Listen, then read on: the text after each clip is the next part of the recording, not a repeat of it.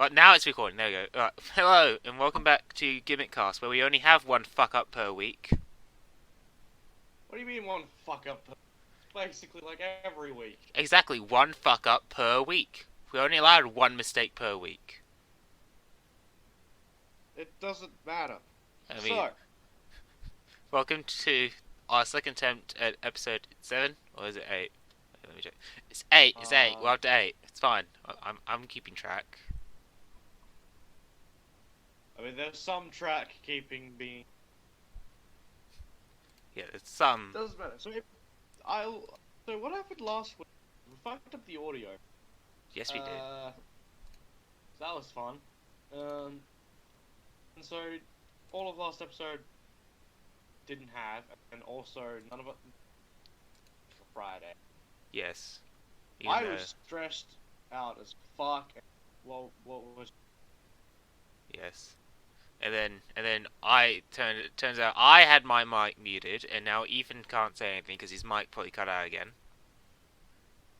It did not cut out again. Yes, you did. It's fine. It's fine. Is. It's fine. We got other more fuck ups to talk about. How? Oh, to begin with, we got Creat-A-Card. Oh yeah, that thing. Got it. It officially restarted today.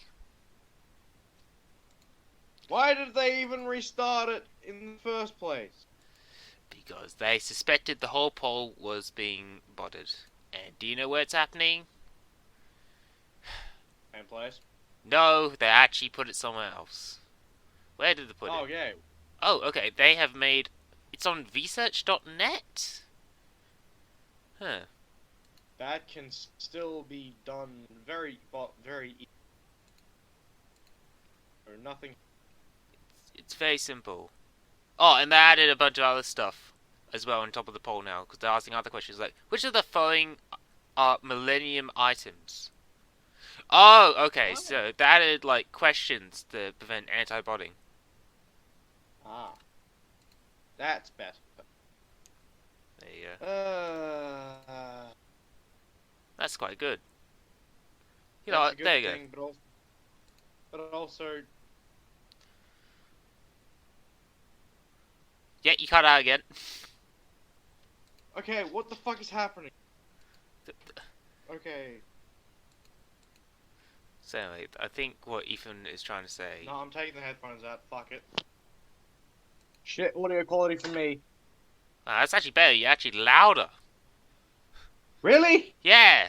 For fuck's sake. In fact, you're louder than me. I'm going to have to change this. Okay, that's slightly better. Anyway. So, well, that's 2 stones fixed. No, there's 2 birds fixed with 1 stone. But anyway, yeah. Sort of. Yeah, but here's the thing. Is anyone going to take the poll seriously anymore? Like, especially after the whole poll got reset because of botting? No, not really. I kind of refuse to take it seriously, but nice to see Konami just didn't shit it out on Twitter again. They just went, okay, we'll move it to somewhere else and add some basic systems in place to prevent botting, and that was at least thoughtful, Konami. Yes. I mean, they're the ones who fucked up in the first place. Yeah, that is nice. So.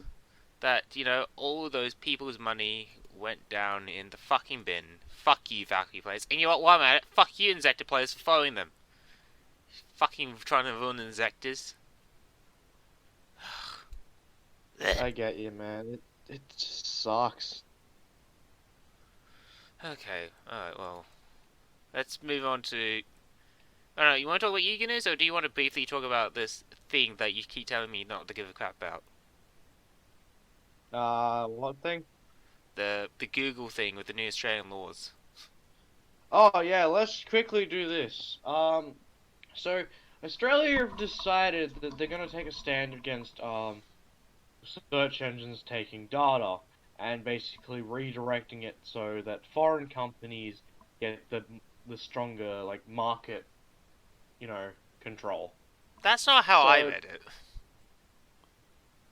But this is exactly how it is. This is exactly why they're doing it. Because Hmm. basically what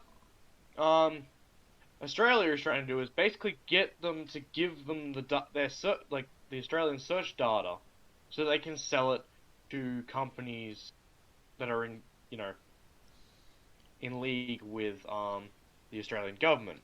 Effectively, what they wanted to do is increase business here in Australia by increasing its online presence.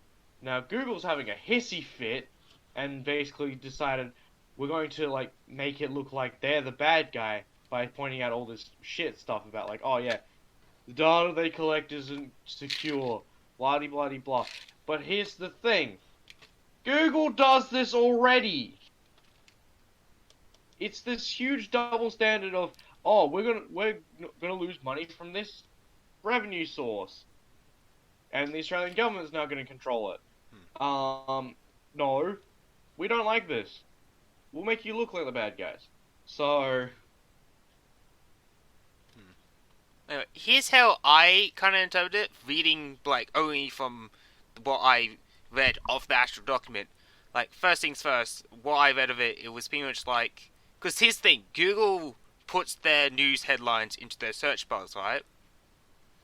So people, what I was reading it as was pretty much was like, okay, these companies are not getting ad revenue because Google is putting these headlines into their search results. So people are just reading the headlines and then not clicking on the articles. So they're losing on ad money because of this.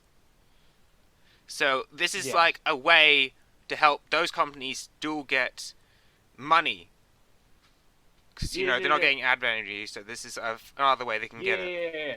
But like, this the same thing is like that. It still is to benefit Australian companies Yeah. because a lot of our news companies can't survive in the current, you know. And I would make an argument that this is more of a case where they should try to adapt than try to force the thing.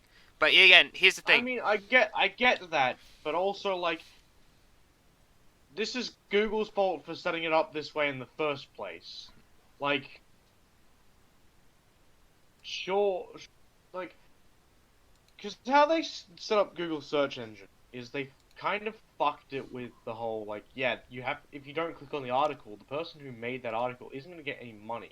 So like, it's the same as like, say, putting like, oh, the answer to a question in the top of the question. You don't necessarily look at the other answers. So the point is to kind of like make it so that no one's going to lose money that way. But again, Google's having the hissy fit because again, it primarily supports Australian businesses when it comes to like ads in general. So they're having this hissy fit because they're going to lose money from a revenue source, and they know for a fact that other governments will probably follow suit because they want to keep their economy strong, which means Google's going to lose a lot of money through search results, which means they have to make it up purely by YouTube, Hmm, which even then is not a good idea. hmm. But here's the thing, because what I also got from reading it was the fact it felt like a money making scheme. Because yet again, they're forcing the companies to like get paid by Google to have their headlines on their website. So that's money going to that. If they Yeah. don't do it, there's that 10% of your revenue fine that's going into the government. See, and then if you think it like that, the money that would be paid out to the companies, that would probably be also divided into tax funds that go into the government. And if you remember, our current government, they're losing money because of Corona. So this kind of feels like a way to stop the country from going into recession as a way to just kind of like it feels like it was a Yeah. good opportunity because one, we get to kind of just knock these giant tech companies down a peg, and two, we get to save our economy by just getting massive amounts of money being injected into the economy because of this. Exactly. And again, it's all about like we the Australian government is turning around and saying, "Hey, we want to support our businesses, even though they are getting money out of this. They are, greedy bastards, blah blah blah." I pretty much sidelined that whole thing. now because, like, let's be fair, they're gonna try and make money however they can. Mm. But it still points out the fact that Google is having a big hissy fit over it because they're going to lose revenue over something that they shouldn't have been getting revenue from in the first place. So I say I don't really care. Either, no matter how this pans out, either way I win. So Yeah, but I don't know. The more I read into it, the more it's like it feels sort of weird. Is the best way to put it. It's like the it way. is very weird because like, here's the thing, like, you have the because you have, like, the Australian government trying to not only support the business but also get more money to stop us from falling into recession. But then you have Google over here like, hey, you're trying to take away some of our, like, money. Let's not do that.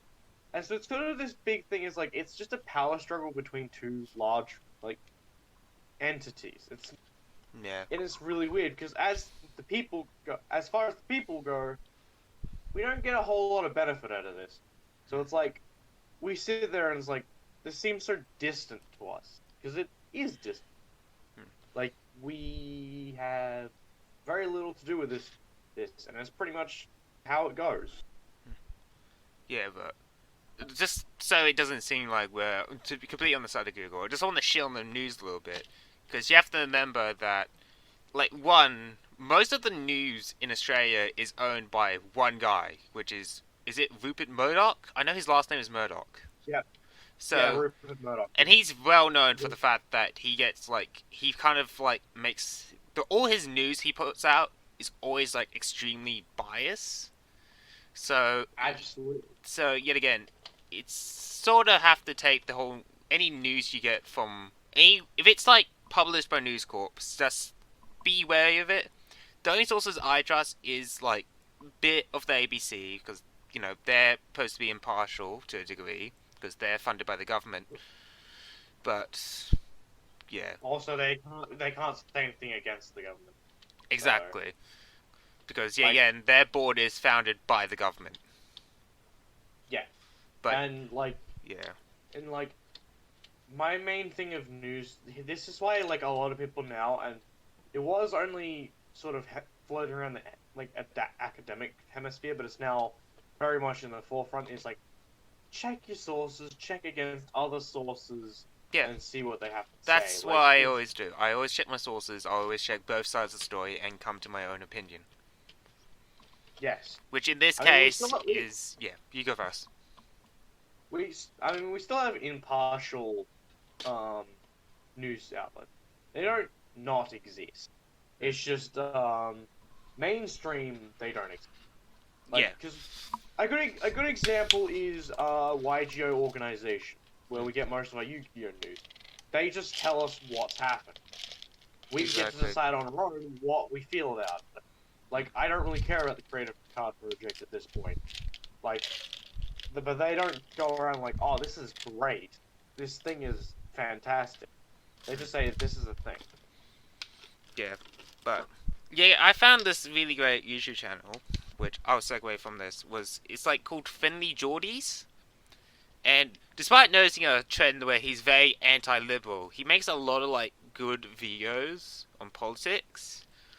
Like, there's a one where he absolutely shits on the project because it's completely just left-wing bias when you look into it. But yeah. It's a really good video. I'm going to link his channel in the description. So if you have any interest in, like, Australian politics, even if you're not in Australia, I would recommend him. Just keep in mind he's very biased against liberals, because I'm going through his catalogue, and so far it's been shit on the liberals, praise the Labour Party, and also maybe shit on Clive Palmer for a bit. Have you seen Clive Palmer? Have you heard Clive Palmer's new ad? No, don't want to. We don't have Clive Palmer over here. That's your problem, WA. No, he's like, Mark McGowan is the tyrant. Even though he's the one who's been fucking protecting us this whole time. Yep. Oh my god. It's fucking hilarious. It's like, you expect us to trust you. of all, the person who fucks with everything. Yeah. Like, yeah, sure. And speaking of things that fucks with everything, do you want to talk about the 2020 Tin Lost promos? Who cares about the promos? The cards inside are good enough to make it up. But I want to talk about how shit most of these are. You can talk about how shit they are, but they really Okay, don't the only one I don't mind is Destined Rivals, because that could be quite interesting in a deck. Oh, yeah. Because just think, But, you can run this with Trap Trick. Ooh, that's actually a good point. Because and for context, Destined Rivals, if you control a Blue Eyes or a Dark Magician, negate the effects of all face-up monsters your opponent currently controls until the end of this turn. It's the normal trap, so it's searchable by Trap Trick and Lilith. This card, I would say, kind of just makes Dark Magicians a little bit better. That's what I like with it. Yeah, it does. And it, like, I was gonna say, if you brought it up, like, it does not help Blue Eyes in any of the standards. Yeah, Blue Eyes is more of like a combo deck, isn't it? Kind of wants to go for Well, ODK. It's more of a combo beatdown deck, yeah. Like, it just doesn't have room for that sort of stuff. But Dark Magicians, yeah, Dark Magicians has room for this sort of stuff. Because Dark Magician's a little bit more control focused. And they do play a lot of stun options as well. Yeah, I mean, I guess the only other one worth talking about, because Strength and Unity is a pile of fucking garbage, is Successor's Soul, which is tribute one effect monster, then target one effect monster your opponent controls, send it to the graveyard, and then special summon one level 7 or normal monster from your hand or deck. Yes, so basically I mean, it's alright, especially if, like, you're in a stale game state. That can be very helpful, but it's not that. Yes, but you want to hear something more important? But, I'm going to try out Layer Dark Magician after this. okay. It's just like, get your monster, and then I'm going to send one of your other monsters, I'm going to get a free monster from this. That sounds like worth it. That actually does sound worth. So anyway, let's talk about the actual cards then. That's probably the main selling point of the tin. Oh yeah, Not gonna lie, didn't care about most of these until I got right to the end. Oh, okay. So, I'll explain the main thing. You know how we were talking about the tins last time? We were saying, like, they said other on their thing? Yeah. We were like, I was like, it's gonna be deck builder stuff. And you're right, because we got Infinity Track, Witchcrafters, Evil IV prints. Yes. Not to mention, there's all of the stuff in there, so you can literally make those decks wholesale. Except it's missing the 2 cards from Eternity Code and Rising Rampage. Which are fairly new. Oh no, not Rising Rampage. Rising Rampage had Golem. What's the one with Genie? It was... yeah. It's not Cybernetic Horizon. Cybernetic Horizon came with Cyanide Mining. Yes. And it's in the set. Yes, it is. So anyway, first things first, all I like already, Phantom Thief. Just reprints, straight off the bat. Oh yeah, those Phantom Thief reprints. My god, what a Yes. What a choice. Yes. Just can't wait for just them to be not rarity bumped, and I'm gonna be sad. I mean, look at this. Look at it this way. Like, the fact that we can make all these decks real cheap is a miracle in itself. Wait, what the fuck is this? XYZ Sly Dolphin? They made more XYZ support? As in, Yeah. like, the mainline monster cards with XYZ in the name? What? Yes. Okay, alright. You talk about something else. I'm gonna look up what this thing does. I've fucking never heard of this card before. So yes, outside of a few support cards here and there, most of the cards in there you can just make wholesale. I also looked over it. Most of the Salamander grade stuff is also in there as well, which means you can build salads cheap as well. As far as other decks though, not really anything else, because all the others like support archetype support cards that are getting reprinted, blah blah blah blah. Most of them are not like the mainline stuff that you need. It has some nice Sky Striker stuff. So if you have your Sky Striker stuff and you didn't want to, and you didn't get rid of them, you can make it into the current meta version of Sky Striker if you want. Holy shit. Also, we have some amazing reprints like Appaloosa, Starliege. Like, holy shit, you can make so many good decks with this set. Like, if you were just starting out Yu-Gi-Oh, I'd actually recommend you buying the tin, which is saying something. Yeah. I don't know. Alright, so I was reading Slyo Dolphin's Effect. I can't believe I slept on such a really good card. I can see it being used in Time Thief just due to how its effect works. It could Okay, be go ahead. interesting. Oh, you want to know what its effect is? I mean, you brought it up in the podcast, so I'm pretty sure the audience will want to know anyway. Okay, so it's a level 4 Water Sea Serpent, so it could be Shark support if you want, but if an XYZ is special summoned to your field, doesn't specify from extra deck, to your field, so it could be Monster Reborn or anything, you can special summon this card from your hand. If an XYZ monster is special summoned from your field while this card is in the graveyard, except for the turn it was sent to the graveyard, you can target one of those XYZ monsters, attach this card as material. And then, of course, each effect is a hard once per turn, I believe. That's pretty good. What level is it? Level 4. That is really. So, I believe this came out in the same set where we would have had Shark support. Except Sharks aren't on this list, so probably not. But anyway. I guess the only other things that are like... First things first, I'm loving how Witchcrafters were put on this list, making them really just cheap as a waifu deck now, hopefully. Hopefully. And then this also means hopefully next tin will have Dragon Maid reprints, which could mean Dragon Maids might be not keeping up with the stereotype of being an $800 waifu deck. Ethan, you're not saying anything again. Oh god, Ethan's think card out again. Yeah. Ethan, Mike. Now we have to sit here and wait for Ethan to fix his mic again. Isn't this fun? What the hell is wrong with my... Yes. So anyway, let's move on to more Yu-Gi-Oh news. What else do I have? Oh, Genesis Impact having its TCG release date of December, so it'll just be here in time for Christmas. So if you want to pick up a few boxes, go ahead. Christmas, yeah, and then We'll get other people to buy your box. So. yeah, and then you'd be That's like, awesome. like the best Christmas gift to get a box of Genesis Impact is where you don't pull any of the chase cards. Anyway, that's the only thing I want to talk about with Genesis Impact is. Do we want to talk about the new OCG Selection 10?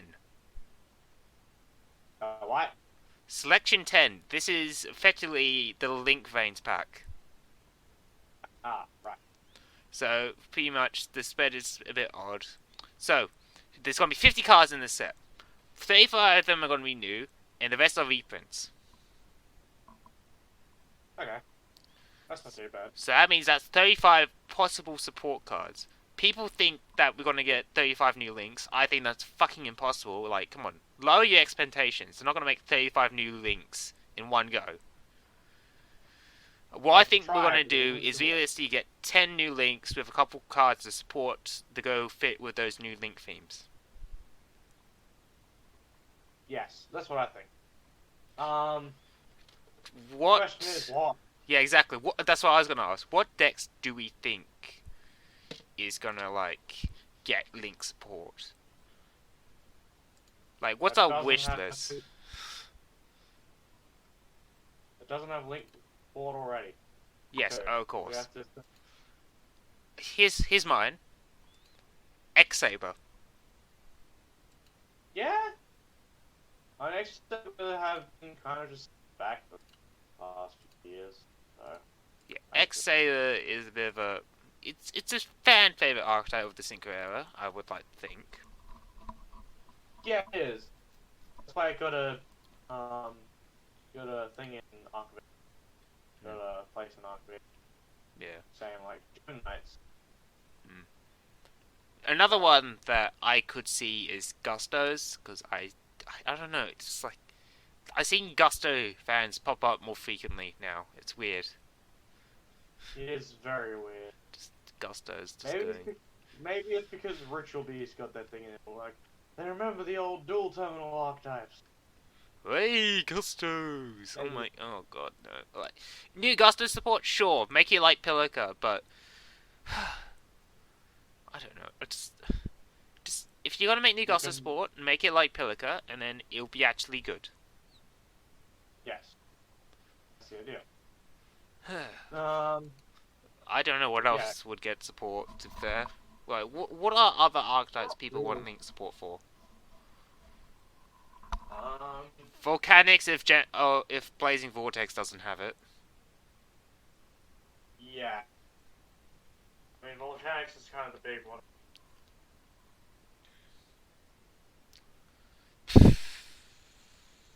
Kind of hard to think of.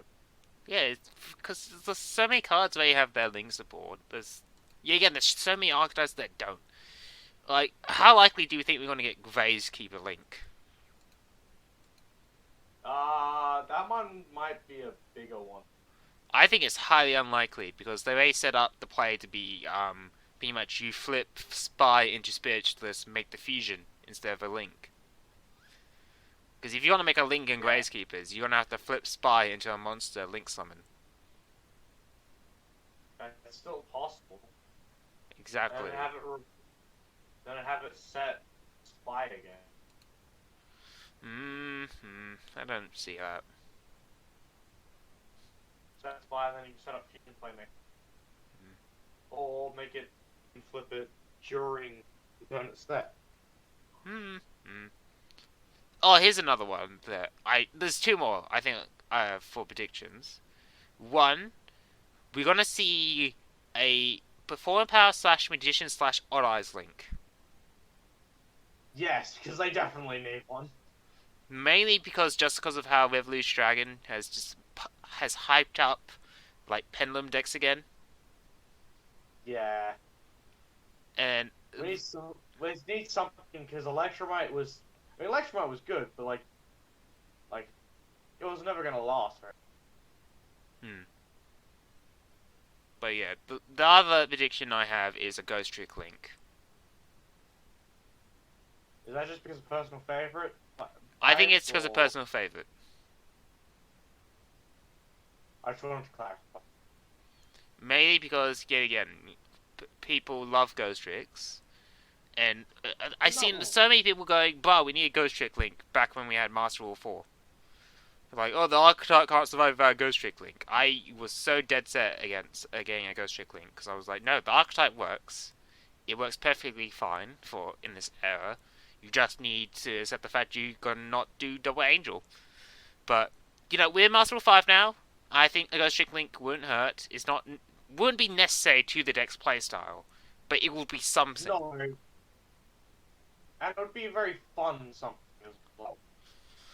Like, it's one of those things where it's like, not necessarily necessary, but would be nice to see.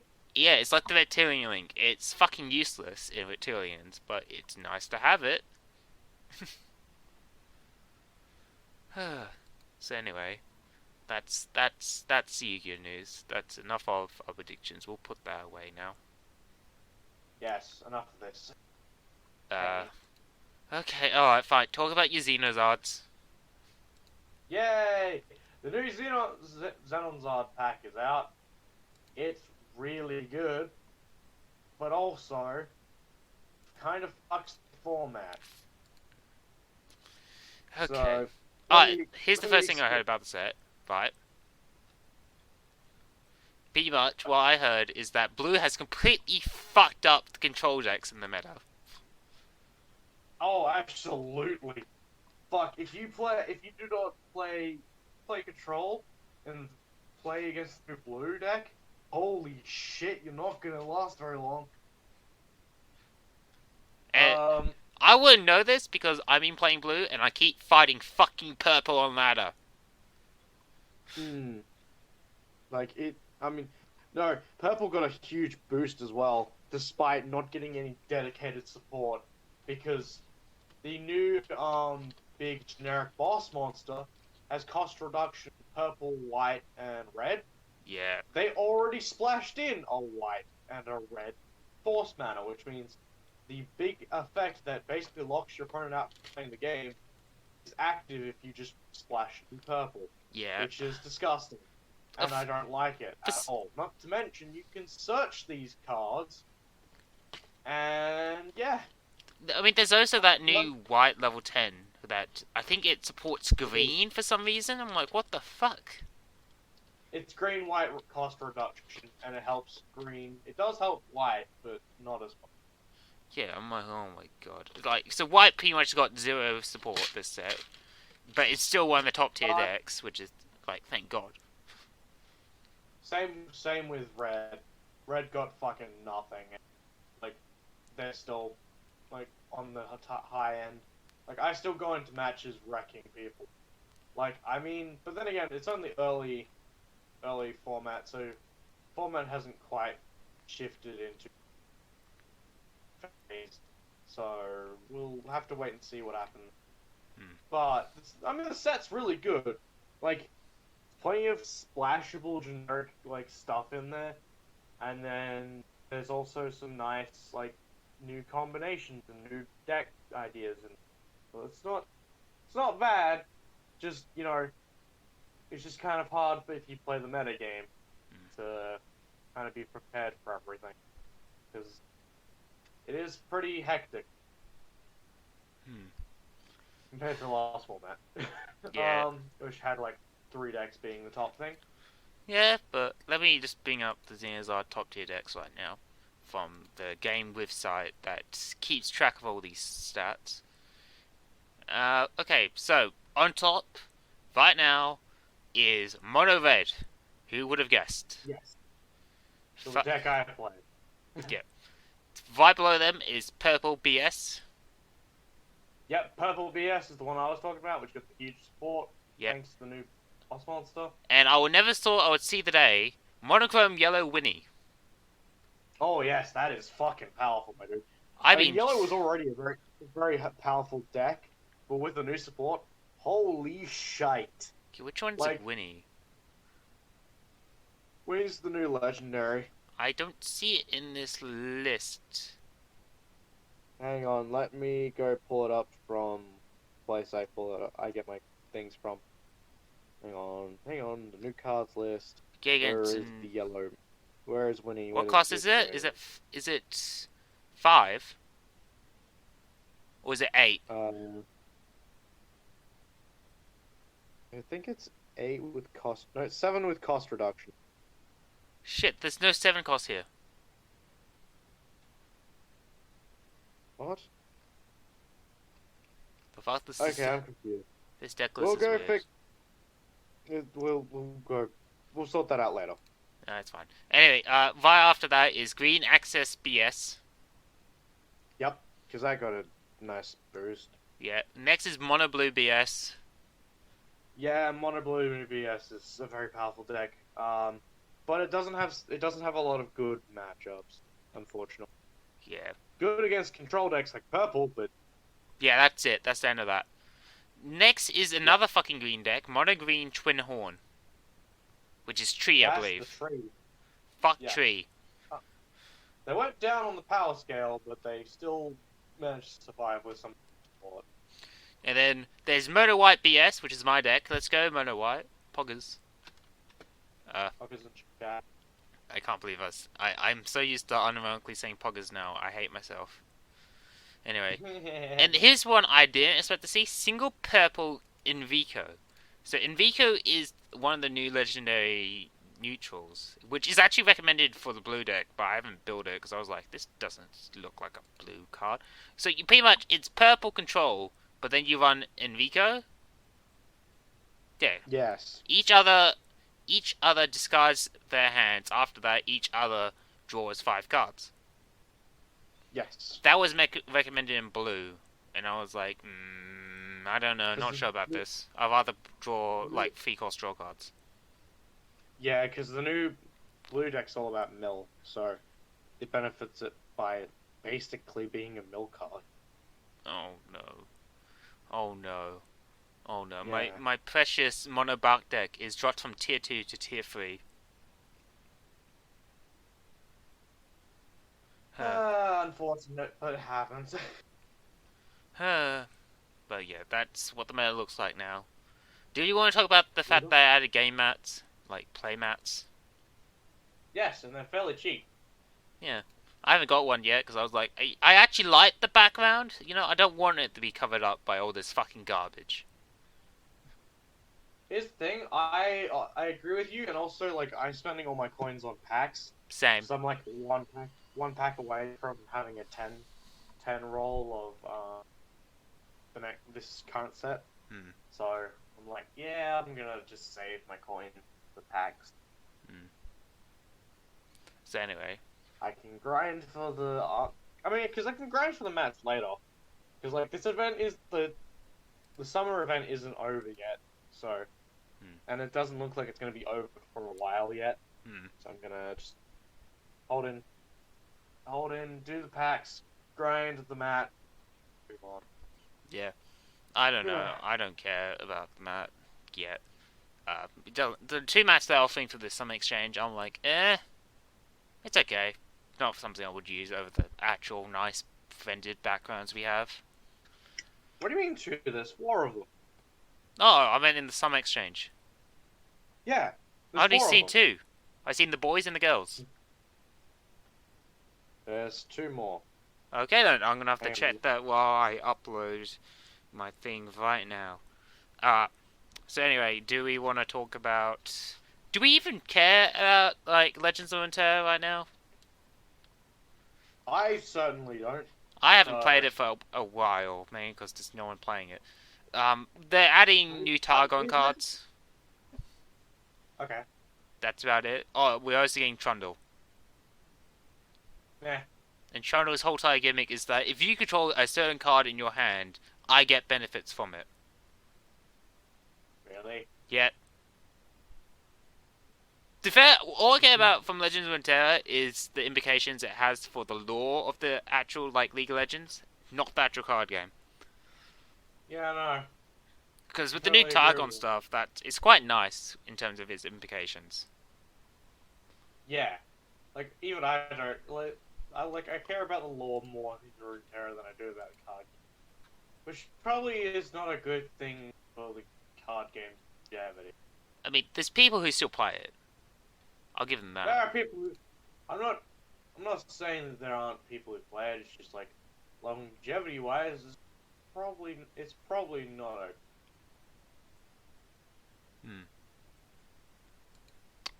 You're not saying anything Anyway. again, there you go. Anyway. No, I was saying, obviously, that's fine. Yeah, alright. So, I guess something we can talk about is... Because we've gone through all the news, it's time for just a little bit of light talk before we end the podcast. I have a question for you, Ethan. Absolutely. Have you ever read something and there was like one sentence that sold you on this one thing? There have been cases, yeah. I can't remember them from the top of my head, but I remember having that feeling. Well, first things first, I only count 3 mats here, not 4. I'm pretty sure there's 4. I will double check in a moment. Yeah, I only see 3. But anyway, no, because I was talking to some people, because this guy was trying to encourage me, and he was like, well, if this guy can beat this boss in this game, you can do this. And I was watching this clip, and I was like, what the fuck is this? This is like so fucking... I don't even know what's going on. And then it turned into a discussion from the certain series. You may know it from one of its spin-off series, and I'm not talking about Persona. So, you want to hear the sentence that sold me on trying out this game? What? Okay, after engaging the Queen Monster in a rhythm game in modern-day Tokyo, the two destroy it and then are shot down by a fighter jet.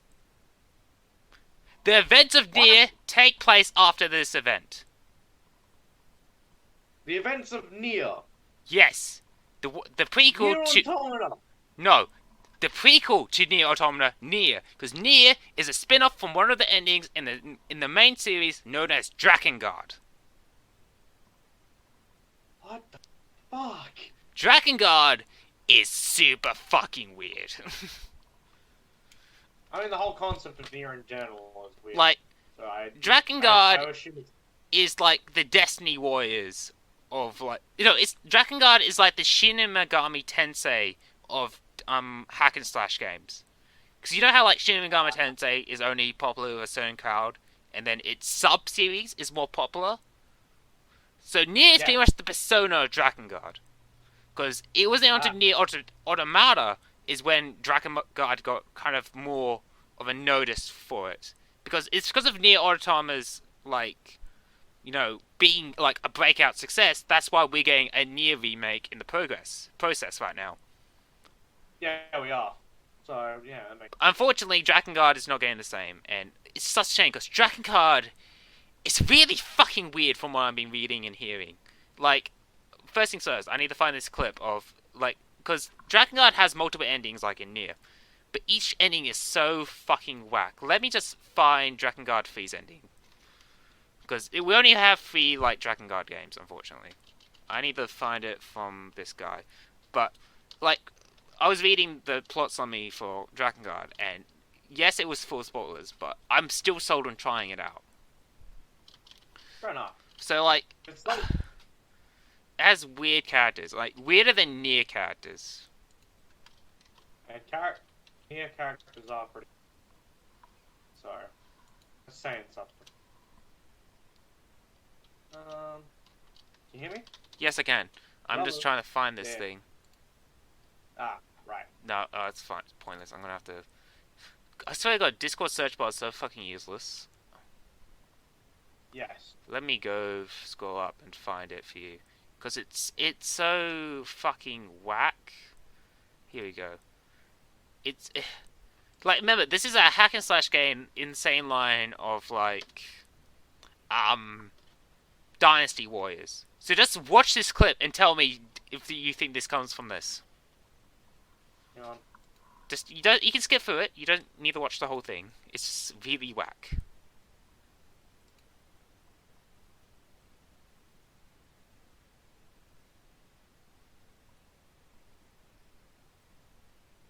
So we're just gonna sit in silence while we wait. I'm just gonna... Let's see. Zenonzard hasn't reset yet, so I'm gonna have to do that later. Ugh. Why is it over there? Shit. Ugh. Come on, iPod. Oh, don't drop my phone, Jesus. No,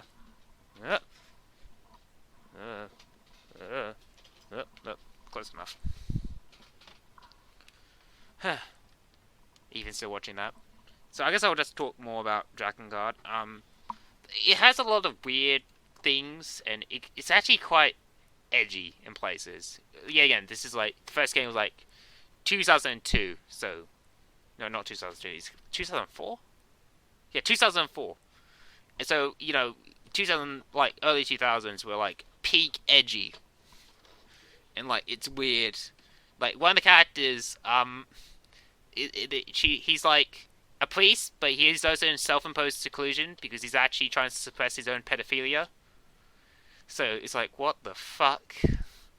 And then one of the other followers are like, yo, I'm insane, so I eat children. So because I feel like they're safe in my stomach. It's weird.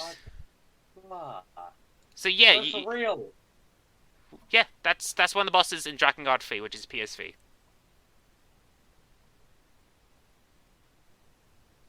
But yeah, this series is really whack because yet again, Drakengard was like the setup for like what we got with the Nier games. Because Drakengard puts an emphasis on replaying the games just so you can.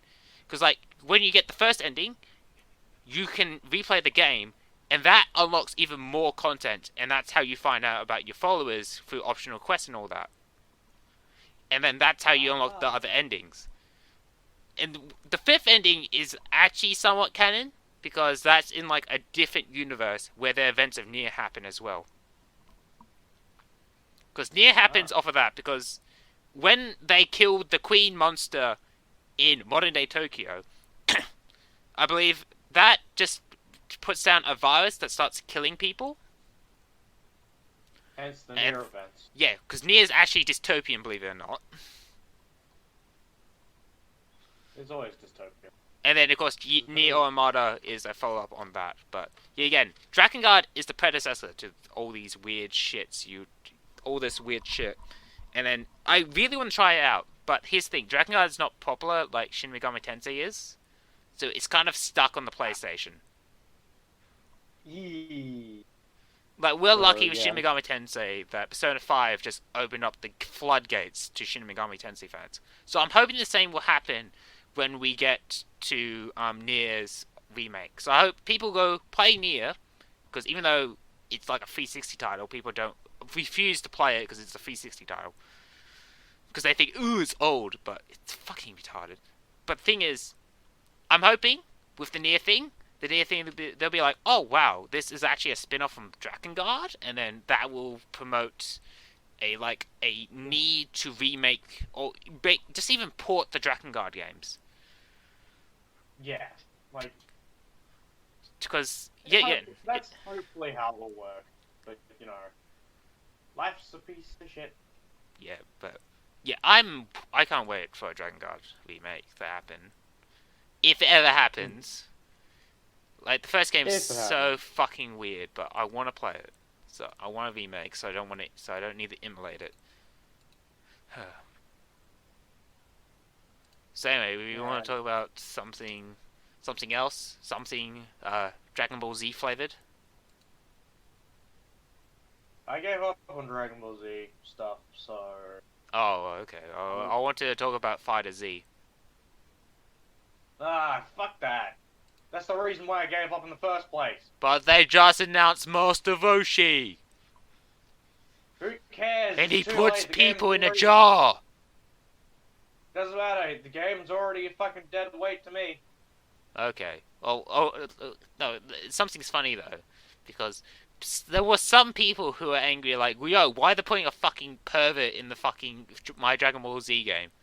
I'm like, what the fuck? You're a Dragon Ball Z fan. You said this already. Yes. So people are getting angry because Master Roshi's going to be in their fighting game. Ooh. Oh no. The old man who taught Goku how to fight is in the game. Just fucking Jesus Christ. No, it's dumb. Yes. If people would stop being dumb for like 5 seconds. The world would be a better place, yes.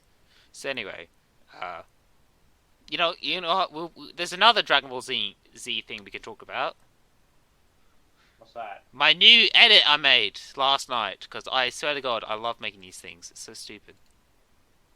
I haven't watched it yet, so. I'll send you the link. It's like 32 seconds. Do I have to watch it now though? We could. I just want to talk about it because it's arguably one of my worst edits, but I like doing these edits because I swear to God, every time I make an edit like this, I fall more in love with the game. That's not a good thing. Well, it's because it's like, wow, I can't believe I'm able to get away with stupid shit like this, and then make stupid shit like this. I really like this. It's like a cycle of, I do something stupid, I make it into something stupid, and then I like it, and then it repeats.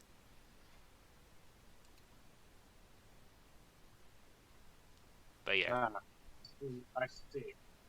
Yes. Anyway, there's nothing much else to talk about. I presume you still haven't watched, Silver Spoon yet. No, I haven't been able to get around to it with all the shit that's going on at the moment. Don't blame you. Yeah. I've been reading Death Note again. Why'd you do that? I don't know. I just felt an urge to read Death Note, and I'm not gonna lie, it's still pretty good. I haven't got to the part which makes me want to fucking throw my computer across the room though. So What part's that? that's the part where the thing happens and it just gets worse. Because I'm trying to avoid spoilers for a series from 2010. Don't try to talk about it. Well, we all know the point, and it's the point that every Death Note fan says, where, like, once you reach the main climax, stop there. Yes, that bit. Yes. Exactly. I'm just gonna stop there and just switch over to his other series because he's actually a good writer, but something he does I know is he tends the series loses traction after like he gets halfway through his runtime. Like he's Yeah. much better with shorter stories, in my opinion.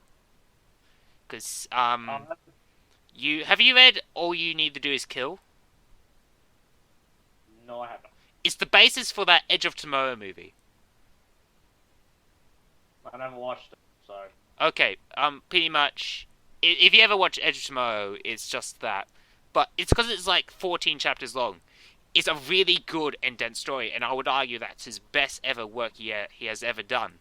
Because it's so tightly packed, it doesn't lose cohesion. While with Death Note, it's like the first half is really good, and then it just drops off after the big climax because he doesn't know how to do that. And then that's the same with his other series, which is Barakamon. You know Barakamon, which is the series about manga being made.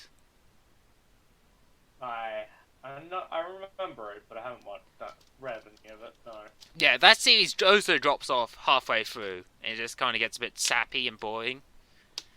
But yeah, so that's what I feel with him. He's a good short-term writer, not a long-term writer, in my opinion. Okay. That's fair. But yeah, okay, I guess that's it. It's time to plug our channels. Yay! Yes, I'm Stampian Co, and I do homebrew review stuff. I didn't do an episode this week because of just shit happening in my life. Yep. So that I will be back to doing my normal thing in a few days. Yep. You know.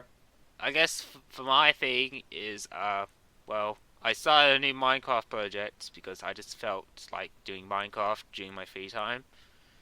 I haven't done Yu-Gi-Oh! I explained it in episode 5, but episode 5 probably won't come out a long last time. But mainly because I'm just kind of burnt out on Yu-Gi-Oh! Right now. Oh, you said that in your first one. Oh, I did? Oh, yeah. Oh, I said it again in episode 5 then.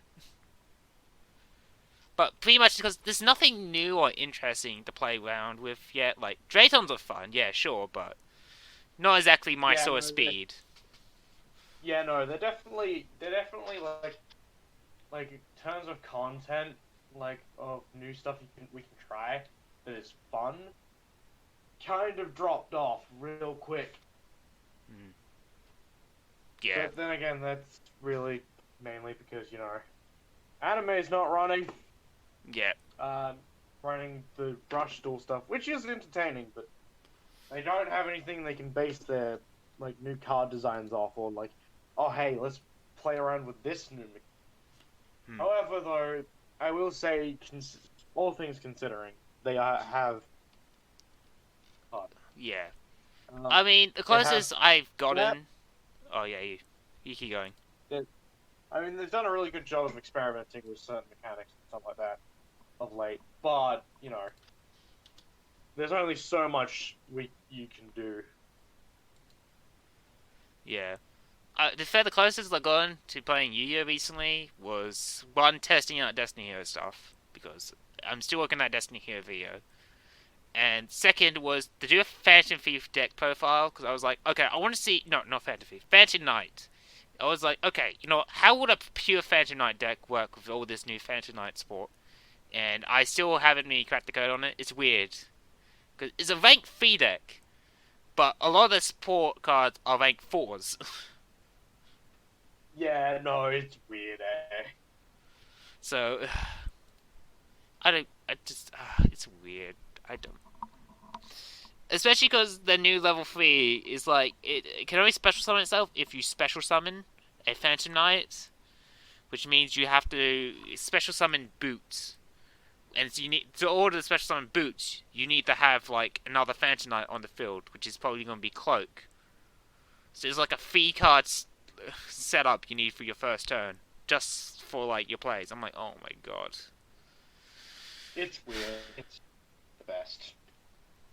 Yeah, but anyway, thanks for tuning in. Next episode, I don't know what will there be to talk about next episode. Hopefully something interesting. Good question. Oh, next episode, the tins will be out. Oh, So we tins! will know all the rarities and shit. So we can Yeah. talk about that next episode. Yes. We can also, what else was there happening? Because I know there's something else that's happening very close to that. I'll have to go have a look. Yes. yeah. We'll have all the rarities of the tins, and we'll go over any rarity bumps or any shit decisions made with the rarities. Yep. Because we'll always find something to complain about. Yes. Oh, well, wait, we still haven't talked about Rise of the Duelists, have we? Have we talked about Rise of the Duelists? There's no point in talking about Rise of the Duelist. Okay, we will never acknowledge Rise of the Duelists' existence then. That's good then. Alright. No. We can accept it. We can It's accept just- it. It's just... But we just don't talk about it. Because here's the thing. Nothing of value was gained from that set. Unless you like to play with your mummy. You don't Anyway. get the joke, do you? What, you're not going to even acknowledge it? Alright, I fine. don't have to. Fine, we're ending it here. Alright, thanks for tuning in, and goodbye. Goodbye.